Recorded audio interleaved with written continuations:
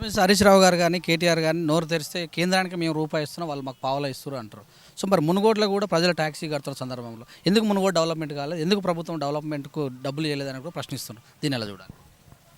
అంటే మనకు ఇంకా కూడా చాలామందికి తెలియని విషయం ఏంటంటే శివన్నగూడెం రిజర్వాయర్ కడుతున్నారు, నంబర్ 1. నంబర్ 2, ప్రతి గ్రామ పంచాయతీకి 25 లక్షల రూపాయలు మంజూరు చేసినారు. నంబర్ 3, ఎక్కడెక్కడైతే గ్రామ పంచాయతీ భవనాలు లేవో అక్కడెక్కడ గ్రామ పంచాయతీ భవనాలు మంజూరు చేసినారు. అంటే ఈరోజు అంచెలంచెలుగా ఇక్కడ కూడా ప్రతి ప్రాంతం కూడా అభివృద్ధి చెందుతూ ఉంది. ఒక్క మాటలో చెప్పాలంటే తెలంగాణ రాష్ట్రం మొత్తం కూడా మిషన్ భగీరథ ద్వారా, నల్లా ద్వారా సురక్షితమైనటువంటి నీరు ఇంటింటికి ఇస్తున్నారంటే మునుగోడుకే ఆ గౌరవం తక్కాలని చెప్పి పైలాన్ కట్టడం కూడా ఇక్కడే కట్టారు కదా.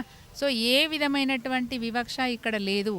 రాజగోపాల్ రెడ్డి గారి చేతగానితనం వల్ల, ఆయన పట్టించుకోకపోవడం వల్ల, ఇగో ఈ రోడ్డు కావాలి లేకపోతే ఈ చెరువు కట్ట కావాలి అని ఒక్క నాడు కూడా అడగకపోవడం వల్ల ఆయనే స్వయంగా ఒప్పుకున్నారండి. మేము చెప్పడం ఎందుకు?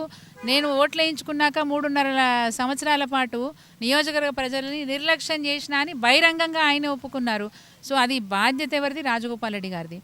ఏదైనా సరే తెలంగాణ రాష్ట్ర ప్రజలు నా బిడ్డలు అనుకుంటారు కేసీఆర్ గారు. ఎక్కడ యాదాద్రి భువనగిరి జిల్లాలో వాసాలమర్రిలో ఆయన బహిరంగ సభ ఏర్పాటు చేసినప్పుడు మరి ఆ ఊరు దత్తత తీసుకున్న నాడు నేనే ఆ రోజు వేదిక మీద అడిగాను, మా జిల్లా కొంచెం వెనుకబడతా ఉంది, మనకు కరోనా రావటం వల్ల, కరువు రావటం వల్ల నిధులు ఇబ్బందులుగా ఉన్నాయి, అయినప్పటికీ కూడా గ్రామాలలో రోడ్లు అడుగుతున్నారు, కమ్యూనిటీ హాల్స్ అడుగుతున్నారు అన్నప్పుడు ముఖ్యమంత్రి గారు వేదిక మీద సునీత నీకు ఒక్కదానికే కావాలా, జిల్లా అంతా ఇస్తే అని చెప్పేసి యాదాద్రి భువనగిరి జిల్లాకు 25 లక్షల రూపాయలు ప్రతి గ్రామ పంచాయతీకి స్పెషల్ డెవలప్మెంట్ ఫండ్ శాంక్షన్ ఇచ్చారండి. ఏం జరిగింది? మునుగోడులో 7 మండలాలు ఉంటే ఒక్క మండలంలో కూడా సీసీ రోడ్లు పనులు మొదలుగాలే. అదే మా ఆలేరు నియోజకవర్గంలో, భువనగిరి నియోజకవర్గంలో, తుంగతుర్తి నియోజకవర్గంలో 100% మేము వినియోగించుకున్నాం ఆ నిధులు.